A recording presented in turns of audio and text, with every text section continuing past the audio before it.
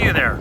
You thought you were going to get away from us too quick, I'm sure, but we have one more episode to focus on. We're going to look at some final thoughts here. Again, I'm Dr. Darin Detwiler. We're talking about almost all things recalls, and I'm here with Roger Hancock of Recall InfoLink, a man with so much experience in not only retail, but specifically with the recalls themselves. We've been talking about foundations and what to do to prepare for a recall, what to do during a recall, and what to do after a recall. And along with the crescendo of the music in the background, let's take an opportunity to put some final thoughts here in terms of recalls. Yeah, Darin, this has been really an interesting conversation. Thank you for this opportunity. And one driving thought when you think of recalls as a supply chain activity is around data. More and more we're in an environment, a business environment, a world environment, where it's all about the data. It used to be that product recalls were product-centric, and now for efficiency's sake, product recalls are data-centric. And so again, the idea of practice is an important idea because products are connected to product attributes, which are data, which change across the supply chain.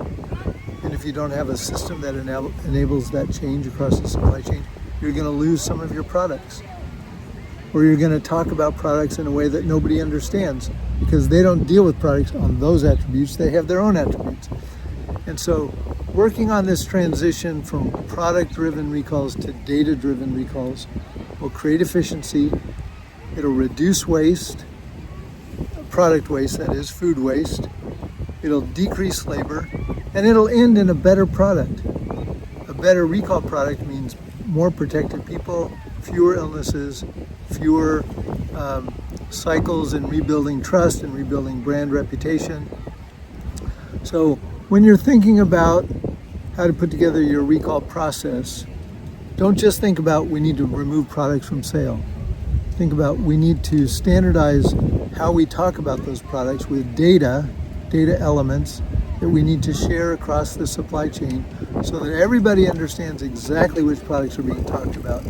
And the more we can build elements into the product packaging, the QR code, the barcode, item numbers, the richer we can make that information, the better we can be at protecting consumers throughout the life cycle of a product in the supply chain.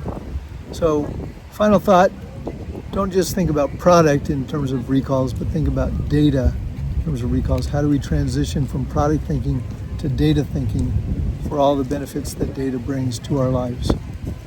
Ultimately, I mentioned this before, the idea of a lot of work that goes into a recall is really work that goes into protecting your brand. And I can't imagine anyone finding the ability to make an argument that the better you do with recalls, the more aligned you are with your company's mission statement.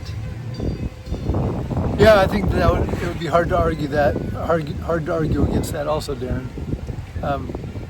And you know, when I was thinking about watching professional athletes, listening to professional musicians, the work that they put in before the performance makes the performance actually look easy. You watch them and you think, oh, I should be able to do that because it looks so simple, because it's so practiced, because it's so routine. And so we don't have to get to the point of being professional about every part of a product recall being perfect, because there are companies that have done a lot of this thinking that you can access, technology that you can access, artificial intelligence that you can access, lots of things that you can access to help you improve your process. But I think it's important to think not only transition from product to data, but also practice and practice and practice, so that when the time comes that you're doing a recall for the good of your own mental health, for the good of your customers, for the good of your brand, it looks pretty easy because you know what you're doing, because you practiced it before.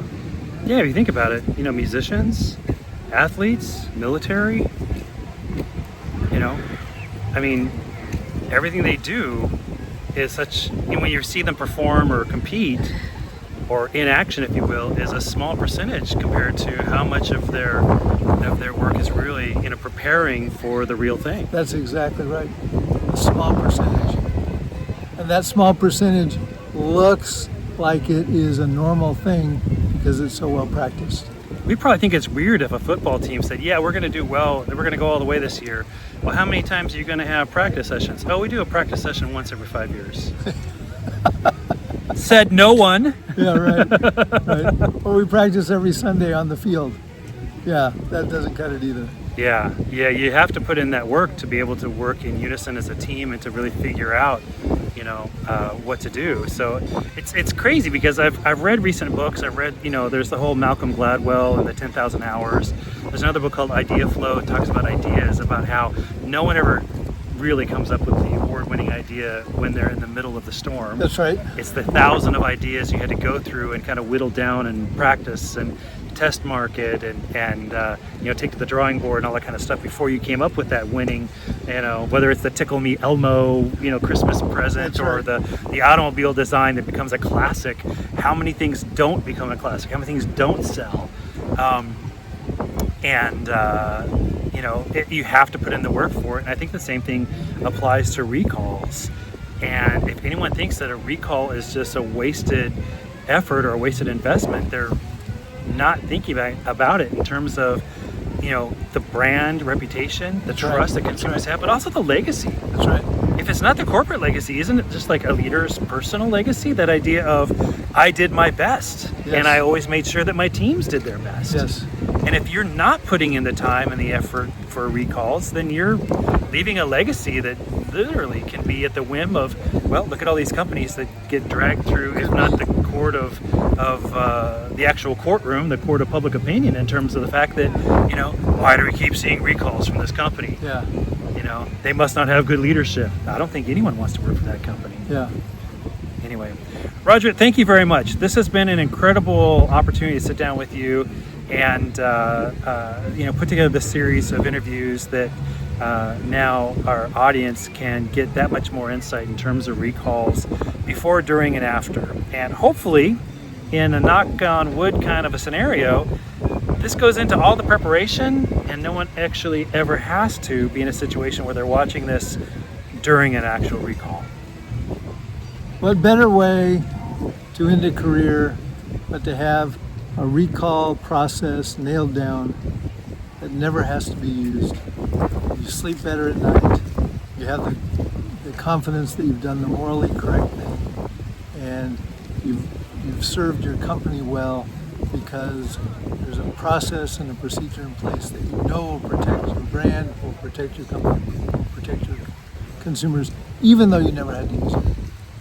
That would be a good exclamation point on the end of a career, I think. Yeah, that peace of mind from being readiness, being ready and being prepared, as opposed to putting that peace of mind resting solely on luck. Yeah.